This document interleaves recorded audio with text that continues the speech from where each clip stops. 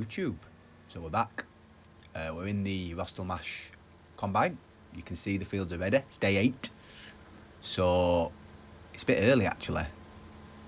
I'm usually not ready till the very, last day of summer, early autumn, but everything is ready, apart from the potatoes, which we're not rushing for anyway, they're just an experiment. So what I thought we'd do is take a break from the cows today. I have been over this morning and fed them, and give them a little bit more straw and water. We have run out of straw, which is good that the harvest is due, because we're desperate. I don't want to spend any more money on them straw bales. I think £650 for a bale is ridiculous, so we're not going to be spending any more money on that. But tomorrow we will go back to the cows. We'll take a load of silage over, because I think that should have fermented by now, or it's very, very close to being finished. So we can take a trailer over, we've got one straw bale left, which I'm going to use for the mixed ration. I'm not going to use that for the bedding. So we'll make a mix of that tomorrow. We also need to take the New Hollands to the store tomorrow to get a bucket. We haven't got one. That's why the money's lower, because I've already bought a bucket for the teleloader. I bought the CSZ one, so it's a nice large bucket, but it was expensive. I think it was 4,000 or close to that anyway. I like the Rostelmash. It's really nice. You don't see them very much. When you look at people playing this game on YouTube and Twitch and stuff, you never seem to see people in these. They're always in the Deers or the Masses or the Case. I quite like this. It's different. It's expensive, but it is a new combine, so it's bound to be. It's nothing we'll be having on Sandy Bay at the beginning anyway. Which I'm still waiting for. I'm hoping today. I've been checking the model and the mods and testing for them already. I know it's a little bit too soon. I know usually they come out about it's about lunchtime UK time that they announce any updates on the forward, but I'm very, very eager. Last night I wrote a big plan. I sat down and I wrote a plan of how we're going to start the Sandy Bay series, so I'm really putting some effort into it. What to buy machinery wise first, and what to get set up, because I'm going to do a little bit of a different leasing system to the usual in-game one. One that's a little bit fairer and will allow us to progress a little bit better. I'm going to use real life data as much as I can, so I'll look online for hiring costs and leasing costs of equipment, sort of tailor it around that, rather than renting it. For example, renting the potato plant. In fact, let's just stop. So if we rented the potato planter, where is it? If we rented the cheapest one, so that one, so the GL430, so with 110 horsepower, so already it's going to be hard for us to pull that with a starting tractor. And also, if we wanted to lease it, it's going to cost us £2,000. So if we're going to put in a very small patch of potatoes in the front of the farm or down the back, just to give us something to sort of a bit of variation, it's going to cost us £2,000 just to lease the planter. Then you need to buy the seeds or the tubers, which you'd actually technically be in potatoes, which will be another £1,000 for the pallet or £900 for the pallet. It's very, very expensive just to plant a little strip of potatoes. So I'm going to do it a little bit differently. So if we're going to rent that, for example, for an hour or two, just to do a small section of a field with potatoes, a couple of £100 is more reasonable for rental costs. I think 2,000 is ridiculous. So I'm gonna sort of change things around a little bit. I have got an idea of how I'm doing it. I won't tell you yet, because I don't think I'll actually tell you all in the series. I'm going to try keep the series quite real life, in the sense of I'm not going to talk about the mods in that sense. I'm not going to talk about renting stuff, or I'm going to do it quite realistic. I know it's a game, so I'm going to try keep everything sort of on screen. I'm not going to try to run the menus if we can. We will need to, of course, go on the menus for animal work, because you can see in the trough levels it's a little bit misleading. So you can't actually see how much is left. So we will have to go on sometime, but I'm going to try avoid that. I'm going to set up the dealership quite nicely, get the machinery outside the front. It's going to be, slots are going to be an issue, of course, because we are on console. So I'm not going to be able to put hundreds and hundreds of pieces of equipment like I would like to out on the forecourt of the dealership. But I'll put a few bits and bats out, stuff that we're probably going to be able to lease. So I'm probably going to get a new small tractor and a medium tractor, and I'm going to put them out the front of the showroom, and they're going to be our leasing tractors, so we are able to lease them, possibly with a view to buy as pre-owned. So they'll be our leasing equipment, and I'll do that with a few bits, maybe a tipper trailer, maybe a larger seeder, depending on the slots really. The sprayer is a big one actually, because you're never going to be able to afford one of them, not at the beginning. I mean, they're £31,000. And actually I doubt the starting tractor, well it might do, the starting tractor might manage it, but we're never going to be able to afford it for sort of the first year, so we're going to miss out on quite a lot of yield. We're also going to suffer with weeds a lot, so we will have a sprayer on lease, or a sprayer that we can go to the store and pick up for a couple of hours at a time. Again, it'll cost us, a few £100. I don't want to keep it so it don't cost us anything, because we're going to make too much progress and it's not going to feel very immersive. But I also don't want us to never ever make progress and always be living on the red line, never been able to buy any machinery. That's not what I want, because people are going to get bored of that, and I'll get bored of playing it. I like to try the new stuff out. I just don't like to be silly with it. Land as well, I don't know. Now on Sandy Bay 17, the land was very, very overpriced. I think it was Sandy Bay that was overpriced. I'll probably be editing that a little bit as well. So again, I'll look for the sort of land prices around Devon and that sort of area, look at arable prices and grassland prices, and we'll go off them.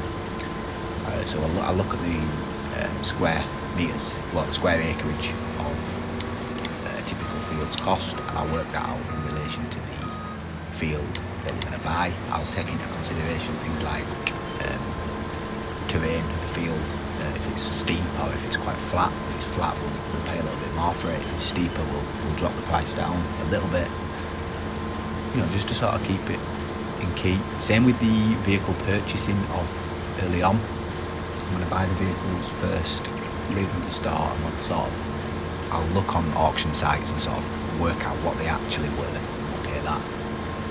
Same with the truck. I'm not paying £31,000 for the pickup truck, because it's ridiculous. For the old one anyway. The new one's absolutely fine. I think that's £45,000, which is, if you look at sort of a new Hilux or a new, maybe not a Hilux, but maybe a new Amarok, you are talking that sort of money. I know the Amarok, I looked at getting an Amarok last year, and when I got a quote for the Highline, which is it's the only one that you'd want. You're not going to be buying an expensive VW, getting base spec, because if you've had VWs like I have, they are very basic, unless you spec them up. So it'd be a Highline for the V6, the diesel. It was 36,000 with all the extras that I wanted. So they're not cheap. So it's about right, that pricing for that truck. So I'm not too. I know we're not picking up a lot on this path, but I just want to straighten this edge off a little bit. It's nearly full actually. So I'm going to try see if I can get to the bottom of here, just to straighten that edge off. It makes it easier when we're going up and down the field. I think I've done the headwinds now. Most of them have got to. We're going off a little bit there. But it's not too bad. I'm full. Better stop. We're not full, why is it not collecting?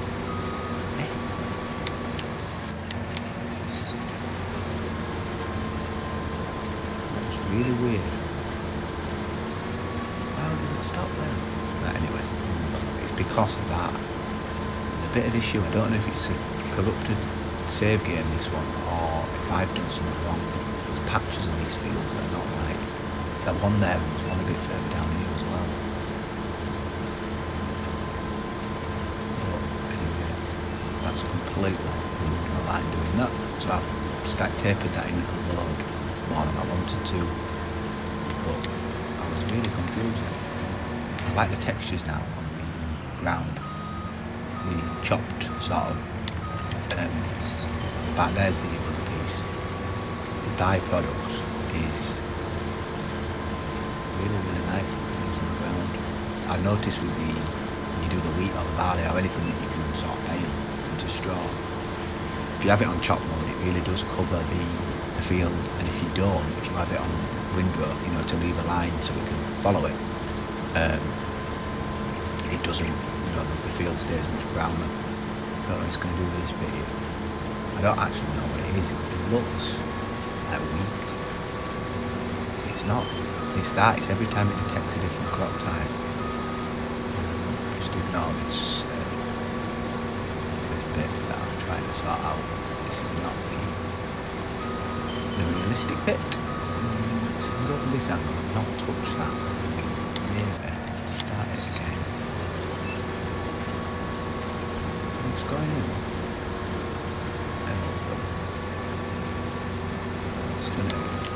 It's every time it flips the other crop type, which will be fine because when we re-drill this field, that's not going to be an issue. Okay, we're full. So put the pipe out. What I'm going to do now is I'm going to run over to the tipper.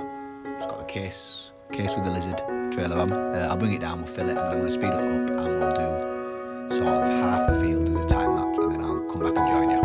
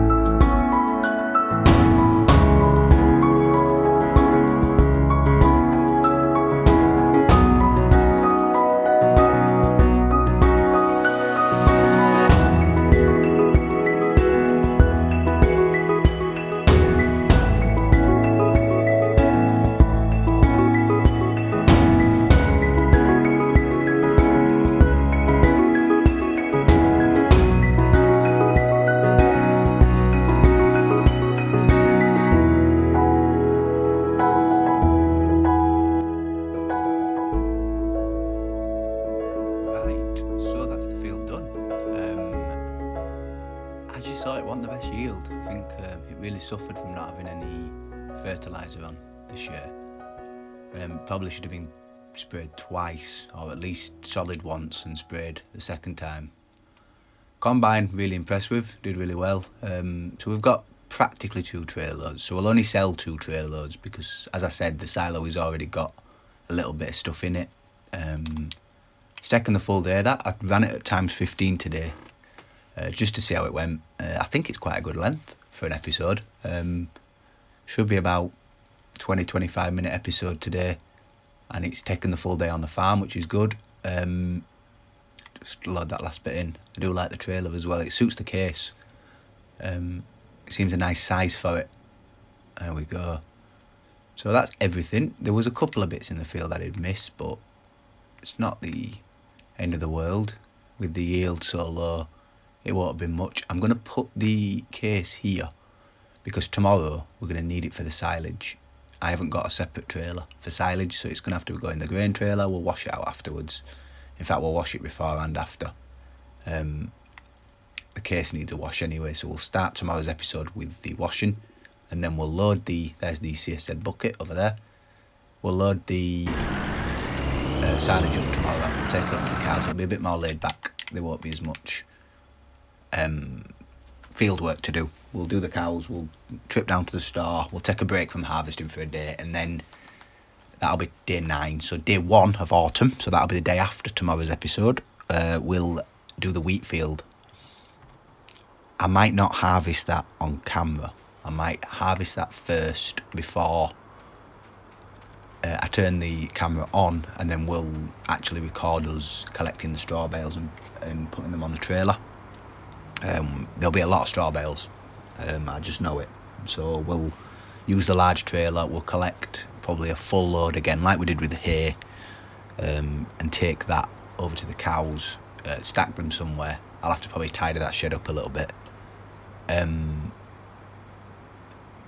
then we'll have everything for the 12 mix ration, and then the rest of them we can probably sell. We might keep a couple of trailers. We'll see how many we get. We're not going to get any more straw this year, so we do need to make sure we've got enough. Whereas the hay, we're potentially going to have one final cut. Let's have a quick look at the weather. So tomorrow's going to be cloudy, but we're not doing any hay work. So Friday, Saturday, I see it's going to rain on Sunday and Monday. So we need to ideally cut Friday. If we are going to make a final cut, we'll have to do that Friday. Just for the hay. We don't need any more silage, just for the hay. But we'll see. We'll cross that bridge when we come to it. As I say, so that might not be harvesting actually Friday. We might not be doing the straw harvest Friday. We might be doing the hay Friday and the straw harvest on Saturday. But anyway, thank you very much for watching. Hopefully this time the microphone's been a little bit better. I still not got my new one. The postman's not been yet, so maybe it'll come today. But I've repositioned everything a little bit. I've tried to sound deaden the room a little bit. So hopefully the mic's a little bit better today. And I'll also play about with the audio because I think it was a bit low in the past couple of episodes. I think the game volume was too high and the voice was too low. So we'll change that. But thank you for watching. It's been James. It's James 3197 Games. Until tomorrow, take care and stay safe.